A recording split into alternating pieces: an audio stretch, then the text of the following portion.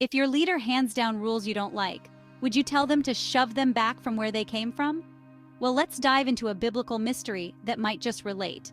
Picture this. Moses, upon the mountain, receives the 10 Commandments, written by the very finger of God. But here's where it gets spicy, legends say. Instead of celebrating these divine laws, the people rebelled. Perhaps they didn't want these stone tablets with harsh rules. So maybe they told Moses to take them back from where they came from. So what did Moses do? He hid them in the most sacred, most secretive place he knew, the Ark of the Covenant. Now think about it. If those commandments were tucked away in the Ark, would we ever have known about them? Most likely not. The Ark had a different agenda. By saying that the 10 Commandments were put inside of the Ark, it could have been that maybe, just maybe, this was the ultimate divine cover-up. Opening the Ark might not just unleash disaster, it could quite literally bring the Word of God back into the light.